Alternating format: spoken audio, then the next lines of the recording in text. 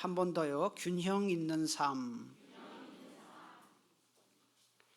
오늘 말씀은 우리 교회 장년 교우님들에게도 꼭 필요한 말씀이지만 오늘 졸업하는 교회 학교 우리 어린이들, 중고등학생들, 청년들에게 꼭 필요한 말씀이니까 잘 경청하시기 바랍니다.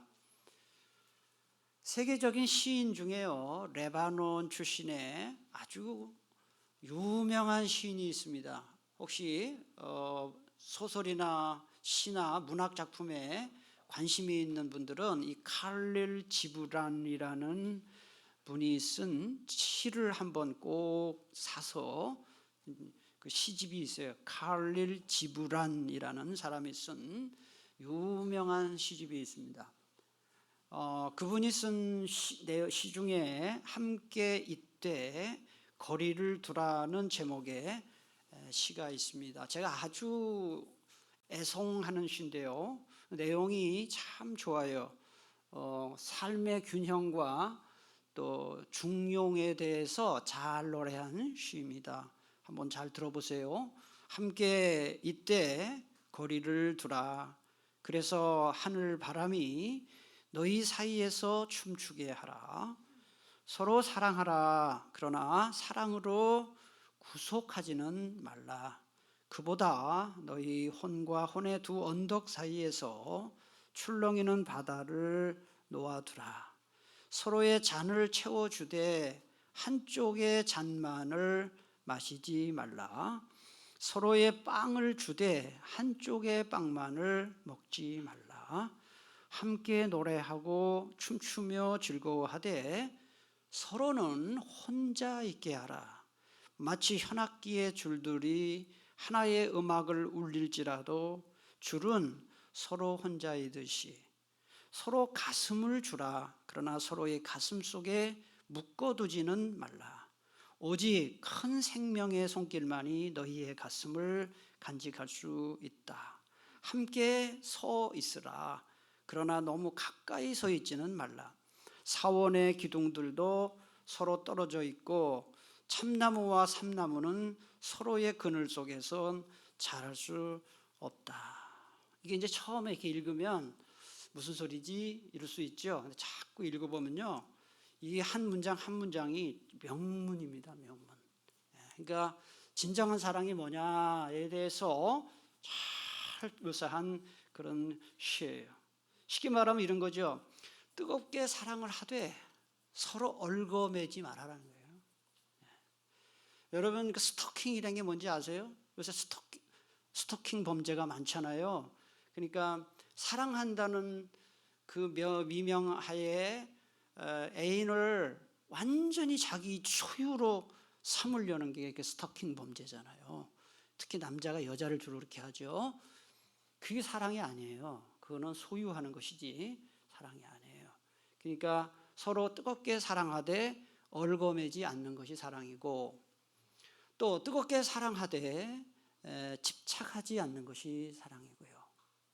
또 사랑하되 자유를 구속하지 않는 것이 그게 사랑이고요.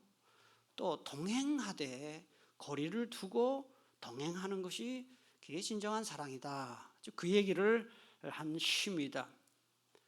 여러분, 아무리 좋은 것도요, 지나치면은 질리는 게 그게 인간입니다. 좋다 그래서 그걸 계속 하다 보면 그것도 한두 번이죠. 질리죠. 그래서 잠언 25장 17절에 보면 이웃집이라고 너무 자주 드나들지 마라. 질려서 너를 미워하게 된다. 이런 말이 있어요. 연애하다가 금방 깨지는 연인들이 있죠. 그거 뭐 이유가 여러 가지가 있겠지만은 같이 있으니까 좋으니까 너무 자주 만나 있고 너무 자주 붙어 있으면 그 질려버리는 거예요. 질려버려요. 그래서 조금 시간을 두고 만나고 해야 그 소위 말하는 밀당이죠. 밀당. 그걸 잘하는 사람이 연애를 잘할 수 있어요. 우리말에 박수 칠 때 떠나라 하는 말이 있어요. 박수 칠 때 내려오라.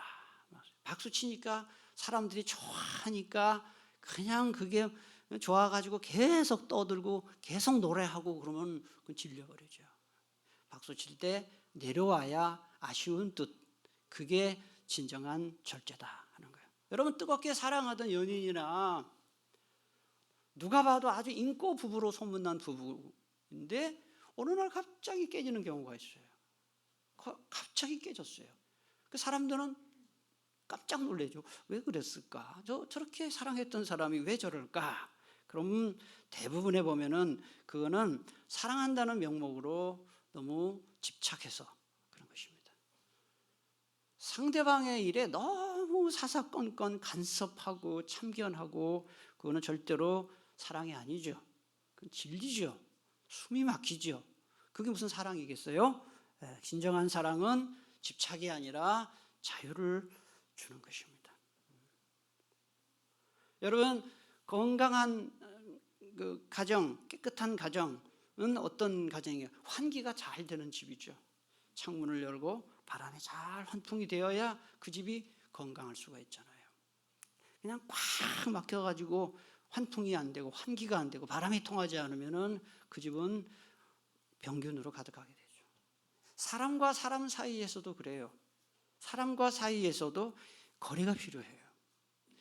여러분, 부부간에도 세상에 가장 가까운 사이가 부부잖아요. 오죽하면 촌수가 없겠어요.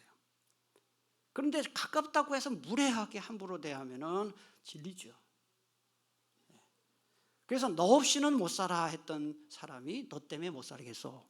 그렇게 되는 거 시간 문제예요. 왜 그래요? 너무 집착을 했어요. 자유를 주지 않아서. 태양에 너무 가까이 가면 뜨거워서 못 살고요. 태양에서 너무 멀으면 추워서 못 살아요. 그러니까 이 극단으로 가는 것은 굉장히 위험한 것입니다. 신앙생활도 그렇습니다. 한쪽으로 치우친 신앙생활, 광적인 신앙생활은 정상이 아니다. 이단에 속한 사람들이 다 그렇습니다. 여러분, 이단에 속한 사람들은 가정 다 팽개치고요. 학교 다 때려치우고요. 직장 다 때려치우고요. 지금이 주님 오실 날이 가까웠는데 무슨 학교를 다니냐고. 지금이 주님 오실 날이 가까웠는데 무슨 돈을 버냐고. 그러면서 애들 학교 못 다니게 하고 직장 다 때려치우고 사업 다 때려치우고 헌금은 다 재산은 교회 갖다 바치고 그러니까 가정이 망하는 거죠. 그거 다 이단들이 하는 짓들입니다. 신앙생활을 잘 하겠다는 좋은 취지지만은 신앙생활을 잘한다고 하면서 학교 공부를 안 해요. 학생이 공부 안 해요. 그다음에 집에 뭐 설거지도 안 하고 가정 돌보지도 않고 그냥 전도만 하러 다니고 그러면 그게 정상이겠어요? 가정을 돌보면서 해야 되는 거예요. 반대로도 그렇습니다. 그냥 공부 열심히 한다. 직장생활을 열심히 하고 가정생활 열심히 하나 그거로는 미명으로 신앙생활을 엉터리. 이게 균형이 필요하다는 거예요. 제가 청년 때 제가 처음도 원망스러운 게 뭐냐면 그때 신앙에 균형이 없었어요. 그냥 우리 목사님부터 시작해가지고 모든 그때 어른들 있죠. 저는 청년이었고 그냥 뭐 교회 와서 일만 열심히 하면 그냥 믿으면 좋은 거로 그렇게 얘기를 했어요. 그래가지고 대학교 다닐 때도 제가 그랬어요. 대학교 다닐 때 중간고사 때 부흥회가 있었어요. 그럼 정상적인 어른이면은 중간고사 때는 중간고사 잘 봐라. 부흥회보다 중간고사가 더 중요하다. 이렇게 해야 되는데 중간고사 그냥 빵꾸 몇 개씩 나눈 수준으로 그렇게 하고 부흥회 열심히 참석했더니 일어나라 그래가지고 이렇게 믿음 좋은 청년이 있다고 박수 쳐주고 그랬어요. 망했죠. 그래서 펑크가 몇 개씩 나오고 말이죠. 제가 만약에 청년이 누가 그러면 너 당장 집에 가라 그래요. 공부하라고. 지금이 어느 때인데 중간고사 그 공부할 때가 있지. 은혜 받을 때도 있지만 공부할 땐 공부를 해야지. 그러면 되냐? 부흥회는 나중에도 할 수 있지만 이렇게 가르쳐야지. 어떻게 어른들이 우리 이용범 청년은 저렇게 믿음이 좋아가지고 학교 시험도 안 보러 가고 이렇게 부흥회 왔다고 박수 쳐주고 막 또 그때 그게 또 진짜 맞는지 알고 그래가지고 그것 때문에 졸업 못할 뻔했잖아요. 빵꾸나고 매꾸느라고. 하긴 뭐 우리 시절에는 다 그랬어요. 학교 다닐 때 뭐 다 빵꾸 막 내고. 그렇다고 제가 공부 열심히 안 한 건 아닙니다. 공부 뭐 할 건 했는데 그렇게 극단으로 치우쳤다 이런 뜻이죠. 교회 학교 학생들을 우리 지금 여기 유치부 뭐 있는데 유치고등부, 중고등부, 특히 중고등부 청년들, 중고등부 학생들 막 임원하고 막 찬양단하고 이러면은 부모님들이 좋아할 것 같죠?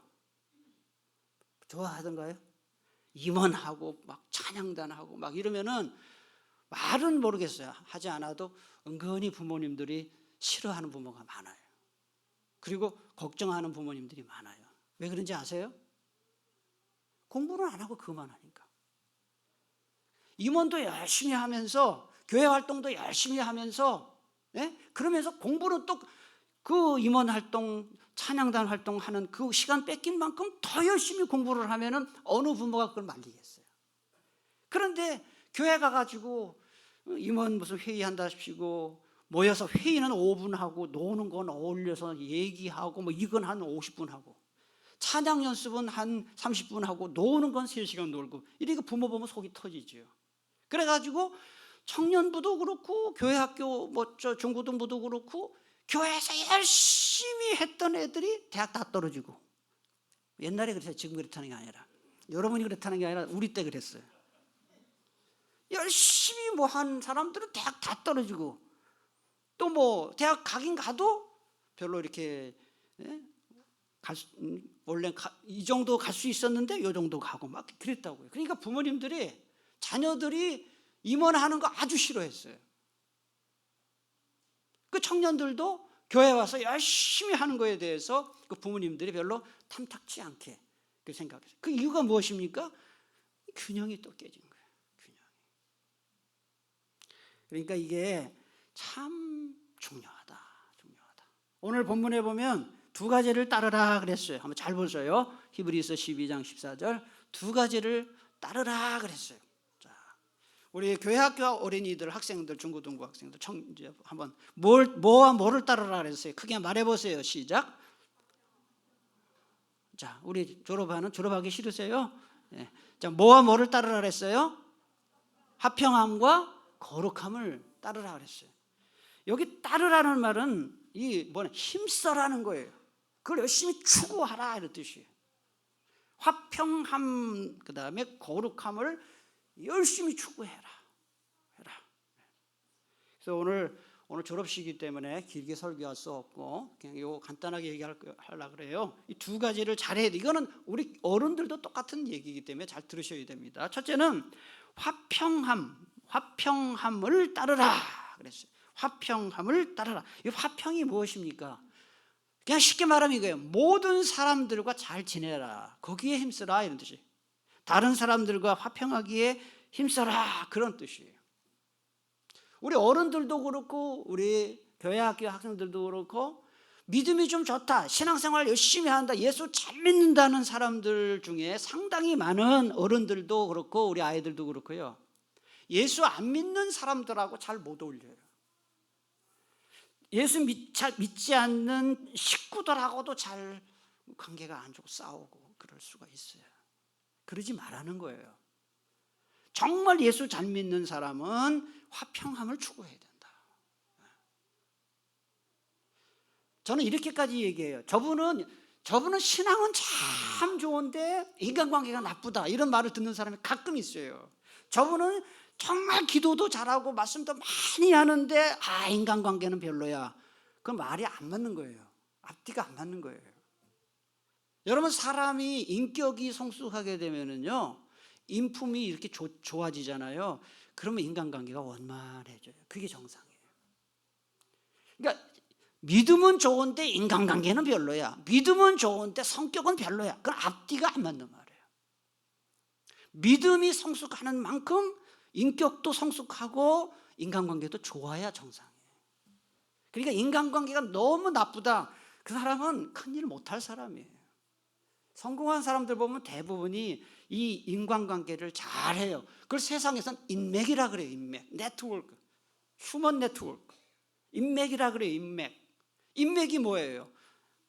인간관계가 좋은 거예요. 로마서 12장 18절에 보니까 할 수 있거든 너희로서는 모든 사람과 더불어 화목하라. 이게 사도 바울이 한 얘기예요. 할 수 있거든 이 말은 쉽지 않다 그 얘기예요. 모든 사람과 잘 지내는 게 쉽진 않지만 너희들을 가능하면 모든 사람하고 여기서 모든 사람에 누가 포함되겠어요? 안 믿는 사람도 포함돼요. 그 다음에 나하고 잘 세상 말로 코드가 안 맞는 사람, 성격이 안 맞는 사람하고도 잘 지내라는 거예요. 또 거긴 또 뭐가 포함될까요? 별로 말 걸고 싶지 않은 사람, 별로 사귀고 싶지 않은 사람하고도 가능하면 잘 지내라, 이런 뜻이에요. 여러분, 편식하면 건강에 안 좋잖아요. 예. 제가 이렇게 보니까 요새 결혼한 젊은 사람들이 불임 부부가 많아요. 정확한 통계는 모르겠습니다만은 불임 부부가 많은데 그 이유 중에 하나가 뭐냐면은 영양 불균형. 젊은 사람들이 요새 너무 음식을 막 가려 먹어요. 좋지 않은 음식 먹고, 특히 유학을 가서 외국 생활을 한 사람들 보면 그 불임 부부가 많아요. 뭐 국내에서도 자취를 하거나 이렇게 부모와 떨어져 지내는 그런 젊은 애들을 보면은 음식을 다 편식을 한다고요. 간편식을 하고, 그러니까 건강에 안 좋아요. 그런데 이게 건강에만 안 좋은 게 아니라 여러분, 인간관계에도 한쪽으로 치우치는 것이 정말 안 좋아요. 어떤 사람 보면은 둘 중에 하나인 사람이 있어요. 죽고 못 사는 관계이거나, 잘 들어보세요 우리 교회 학생들, 여러분 어디에 해당하지? 죽고 못 사는 사람이거나 아니면 상종도 안 하는 사람, 둘 중에 하나, 그냥 모든 관계가. 그래서 누구하고는 잘 지내요. 뭐 죽고 못 살아요 막. 그런데 또 다른 한 사람은 인사도 안 해, 말도 안 걸어. 완전 투명인간 취급, 유령인간 취급하고요. 그건 정말 나쁜 거예요. 가장 좋은 것은 모든 사람과 잘 지내는, 우리 교회, 우리 장년부는 말할 것도 없고 우리 교회 학교 학생들도요, 정말 인간관계 인품이 정말 다 좋아지게 되기를 축복합니다. 요즘 젊은이들의 인간관계를 망치는 것이 두 가지가 있어요. 우리 잘 들으세요. 이제 이번에 특히 청년부 올라가는 우리 고등학교 3학년 졸업생들, 또 중고등부 올라가는 우리 유치부가 아니죠, 초등학교 6학년 학생들 잘 들어보셔요. 요새는 초등학생 다 포함돼요. 요새 젊은 사람들의 인간관계를 정말 망치는 게 두 가지가 있어요. 그 하나가 뭐냐면 스마트폰이에요. 스마트폰 없는 친구가 없죠. 스마트폰만 터치하면은 전 세계와 연결되는 느낌이 있죠. 그래요, 맞아요. 딱 여기서 뭐 하버드 대학 도서관도 들어갈 수 있고요. 여기서 뭐 세계 어느 나라에 다 스마트폰 한번 터치하면 연결되지요. 느낌이 그래요. 근데 여러분 잘 들어보세요. 페이스북을 뭐 하시는 분, 저는 페이스북 안 해요. 전혀 SNS 하지 않습니다. 문자나 뭐 카톡이나 필요한 만큼 하는데 이 페이스북을 많이 해요, 젊은 사람들. 페이스북을 통해서 뭐 친구가 있다면요, 저는 맨 처음에 카톡, 맨 처음에 그 스마트폰 했을 때 카톡이 이렇게 있는데, 아니 저기 우리 저 아이들의 친구 또는 교회 학교 학생들하고 뭘 하려고 그러면 이 친구 맺기가 돼야 되는데, 그래서 근데 우리 아이들 난 그걸 몰랐어요. 그래가지고 연결이 안 되더라고. 그래가지고 애들한테 보니까 친구가 돼야 된대. 그래서 요새 사람들은 이 촌수도 없냐, 내가 어떻게 네 애들하고 친구가 되냐 막. 그렇게 해가지고 이제 다 친구야, 다 친구. 아버지고 아버지 친구고 애들이고 손주고, 이게 촌수가 없어. 다 친구야 그냥. 이제 너나 나나 맘먹자야. 이런 얘기하면 또 이제 싫어하겠죠, 젊은 사람들이. 페이스북을 통해서 연결된 친구가 5,000명이 접속을 해요. 그러니까 자기가 인간관계가 되게 좋은 줄로 생각해. 그런데 5명의 친구도 사실은 없어요. 이 무슨 뜻인지 아시죠? 페이스북으로 연결되는 친구는 5,000명인데 정말 마음을 주고받고 터놓고 대화하고 고민을 얘기할 수 있는 친구 5명은 간두고 1명, 2명도 없어요. 이게 요새 젊은 사람들이 특히. 그러니까 접속을 통한 만남은 영혼 없는 연결에 불과해요. 친한 것 같죠? 여러분 단톡에서 다 친한 것 같죠? 단톡에서 다 친한 것 같은데 막상 만나보세요. 하나도 안 친해요. 그게 왜 그런지 아세요? 접촉이 없어서 그래요. 접속은 있는데 접촉이 없어요. 여러분 대면 접촉이 없는 만남은 전부 이것은 유령 만남이에요. 유령 만남. 저는 세상에서 가장 따뜻한 단어 중에 하나가 사람이라고 생각해요. 사람은 타락한 악한 인간이다. 저 성경에서는 원죄를 가진 것이 인간이기에 본성은 악하다고 하지만 세상에서 가장 따뜻한 단어 중에 하나가 사람이에요. 사람과 따뜻한 마음과 따뜻한 만남이 없는 그 사람은 살아있다 할 수가 없죠. 사실은. 스마트폰이 전지전능해 보이지만은 사실은 차가운 기계에 불과합니다. 그래서 이제부터라도 특별히 우리 교회학교 학생들 정말 훌륭한 인간관계를 하고 싶으면 저를 한번 따라하세요. 우리 전부 한번 따라합시다. 접속은 줄이고 접촉은 늘리자. 무슨 뜻인지 아시죠? 스마트폰의 접속은 줄이고 사람 만나는 걸 늘리라는 거예요. 그래야 이게 아름다운 만남이 이루어진다. 여러분 인터넷 예배 그게요 참 저도 인터넷 예배 몇 번 드려봤는데요. 예배 같지가 않더라고요. 정말 현장에 와서 만남을 통해서 사람의 체온을 느끼면서 예배를 드릴 때 그 예배가 되잖아요. 요즘 보면은 저도 그런 면이 있어요. 저는 전혀 그렇지 않다 이 뜻이 아닙니다, 여러분. 스마트폰에 너무 많은 시간을 뺏겨요. 특히 유튜브 같은 거 들어가 보면 무궁무진해요. 쓸데없는 게 많아요. 남는 게 없어요. 그래서 이런 접속을 줄이고 하나님과의 만남, 사랑과의 만남, 접촉을 늘려야 돼요. 아멘이십니까? 접속은 줄이고 접촉은 늘려라. 오늘 졸업하는 학생들한테 그 얘기를 꼭 해주고 싶어요. 스마트 보는 시간에 20분의 1만 성경 읽으면 사람이 바뀌어요. 성경 안 읽어요, 요새 애들. 스마트 보는 시간에 20분의 10분의 1도 아니에요. 20분의 1만 성경에 읽는 시간에 투자하면 사람이 인생이 바뀌어요. 그 다음에 두 번째, 요새 젊은이들의 인간관계를 망치는 두 번째 요소는 뭐냐면은 다른 사람을 너무 의식을 해. 다른 사람의 평가를 너무너무 의식하는 거예요. 뭘 보면 할 수 있죠? 제가 자주 얘기하잖아요. 제가 인터넷 가끔 이제 정보를 얻으려고 어느 지역에 이렇게 정보를 얻으려고 음식점이나 어느 지역의 경관이나 그리고 정보를 얻으려고 유튜브 들어가 보면은 자랑질이 무지 많아. 어디 가서 카페 가가지고 요구르트를 어떻게 해야 돼? 컵을 이렇게 요구르트해서 창문에 이렇게 해가지고 바다에 쫙 해가지고 쫙 올리고 그거 어쩌라고. 자랑질이 너무 많아. 아름다운 분위기가 있는 카페에 가가지고 음식 먹은 그 사진을 다 찍어가지고 그걸 왜 남들한테 그걸 보이려고 그래 애를 써요? 나는 이런 사람이다 이거지. 아이고 속빈 사람들이 그 짓 하는 거예요. 속빈 사람들이.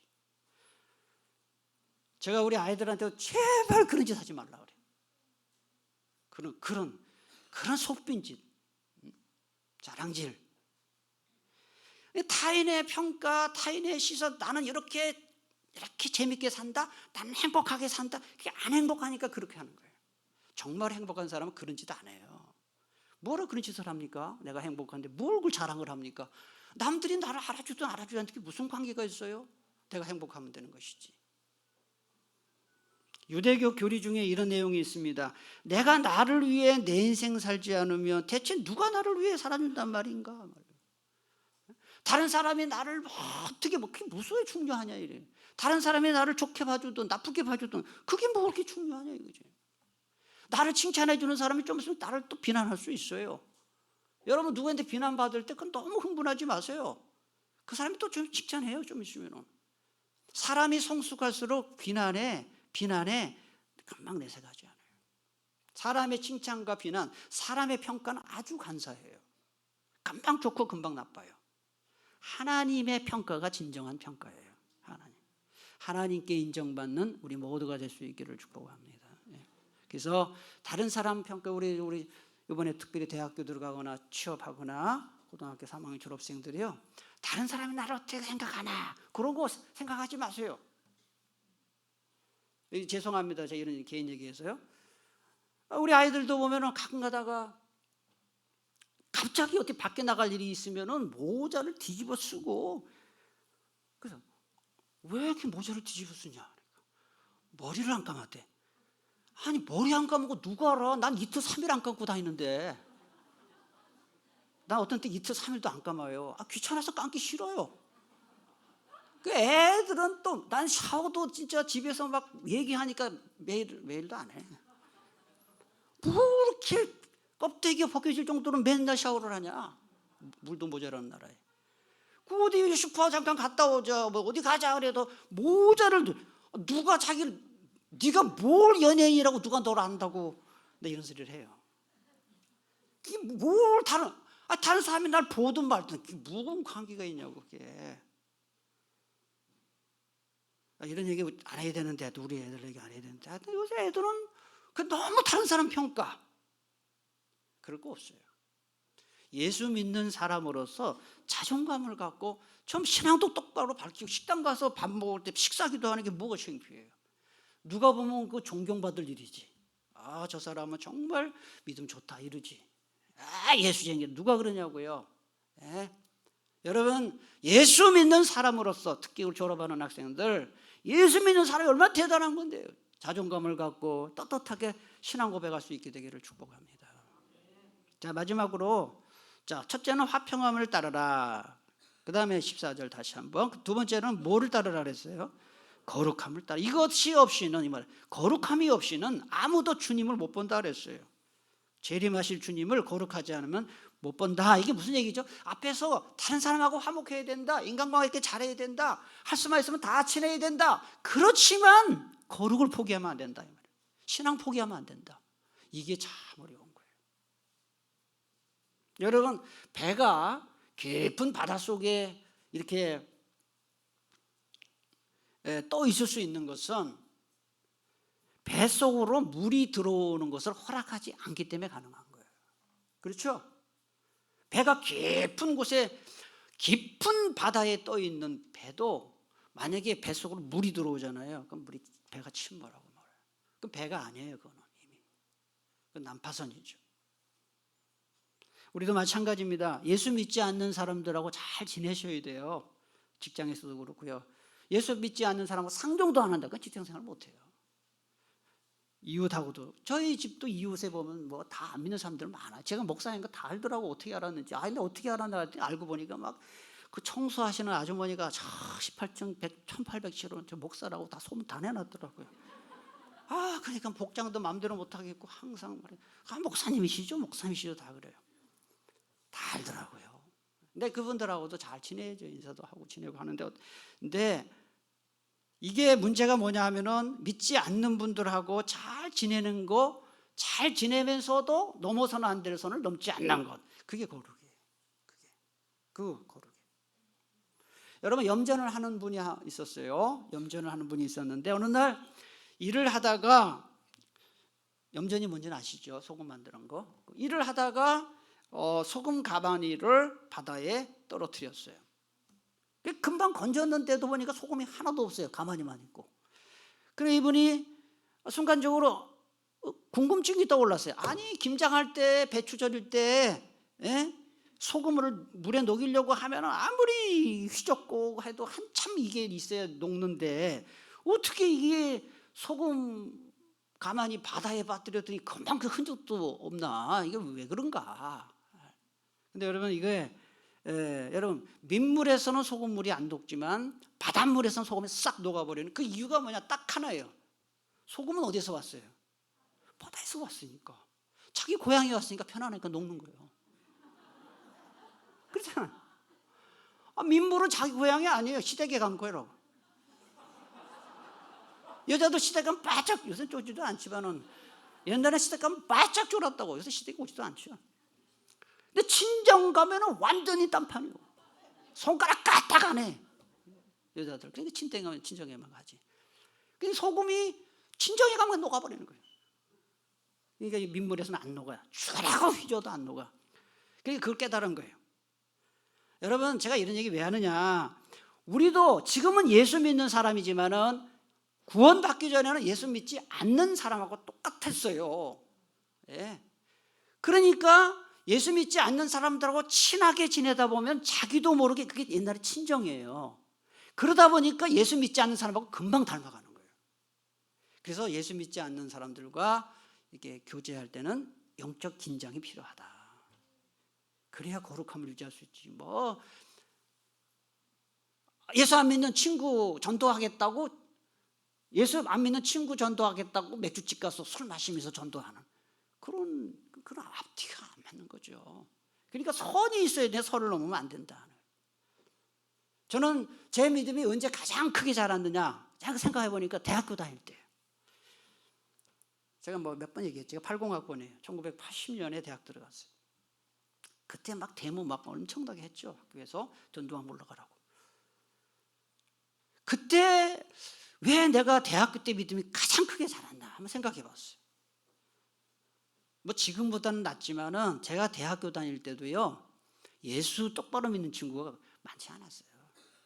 예수 믿어도 뭐 술 다 먹고 뭐 맨날 당구장에 당구 치러 다니고, 그 다음에 그 옛날에는 뭐 디스코장에 가서 맨날 춤추러 다니고, 막 종강 파티 뭐 개강 파티 하면 무조건 술 먹고 그 다음에 뭐 춤추러 가고 그랬다고요. 옛날에는 공부도 안 했어요. 우리 학교 다닐 때는. 우리 학교 다닐 때 대학 완전 먹고 대학이라 그랬어요. 먹고 대학. 요새 애들처럼 공부하면요, 우리 학교 다닐 때 요새 애들처럼 공부하면 다 수석 합격이에요. 다 수석 장학금 받고 그래요. 요새 애들 그냥 불쌍해 죽겠어. 아주 그냥 공부는 죽으라고 하는데 또 취업도 안 돼. 그래서 내가 하나님 앞에 감사하는 것 중에 하나가 옛날에 태어난 거 감사해요. 근데 왜 대학교 다닐 때 제가 믿음이 자랐냐면요, 친구가 다 믿었어요. 우리 친구들 믿는 친구가 없었어요. 그러다 보니까 정신을 똑바로 차리지 않으면 이제 믿는 집안이잖아요. 믿음 다 떨어지겠더라고요. 맨날 술 먹으러 다니자고 그러고 뭐 이게 안 되겠더라고요. 그래서 그렇다고 또 친구들하고 안 어울릴 수는 없고, 그러다 보니까 이게 굉장히 그때 훈련이 됐던 것 같아요. 인간관계도 잘하면서 믿음도 지키고. 그래서 제가 그때 고민이 많았어요. 그럴 때 제가 성경을 읽다가 그런 게 아니라 깨달은 말씀이 있었어요. 동양의 고전 중에 고전이라고 하는 공자님이 쓴 논어라는 책을 쭉 읽었어요. 그 논어라는 책을 읽다가 제가 몇 번 설교 시간에 인용을 했는데 이 구절이 저에게 꽉 와닿았어요. 이 성경과도, 오늘 성경과도 와닿는. 그게 뭐냐면 군자는 화의부동하나 소자는 동의불화하다, 이런 말이 있어요.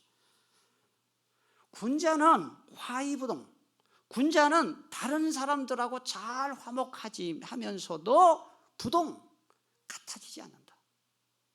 신앙을 다 똑바로 내 건 갖고 있고 내 주관도 갖고 있고 하면서 화목하다, 부안해동하지 않는다. 군자는 화의부동하나. 그 다음에 소자는 동의불화하다 그랬어요. 소자는 뭐냐면 남들하고 막 부안해동해, 막 어울려 다니고 막 그런 것 같아. 그런데 불화해요. 화목하지 못해요.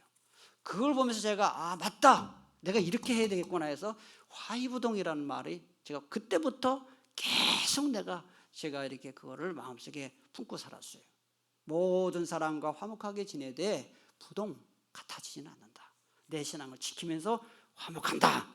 이게 이제 제가 논어책을 읽으면서 깨달은 말씀인데, 기독교식으로 성경적으로 해석하면 이거예요.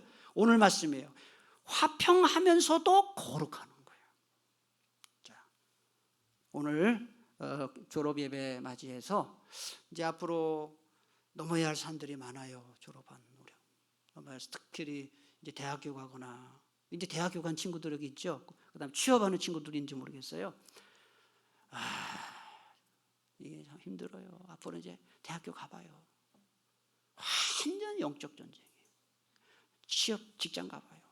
그냥 사방에서 그 이리들이 양떼 잡아먹으려 하듯이 신앙생활을 못하게 하는 게 많아요. 그거 잘 아시고 오늘 주신 말씀대로 가능하면 다 화목하게 지내지만 신앙을 잘 지키고, 제가 오늘 중요하게 강조하는 것 중에 하나는 남들이 나를 어떻게 생각하느냐 별로 안 중요해요. 주님이 나를 어떻게 생각하느냐가 중요하다는 거예요.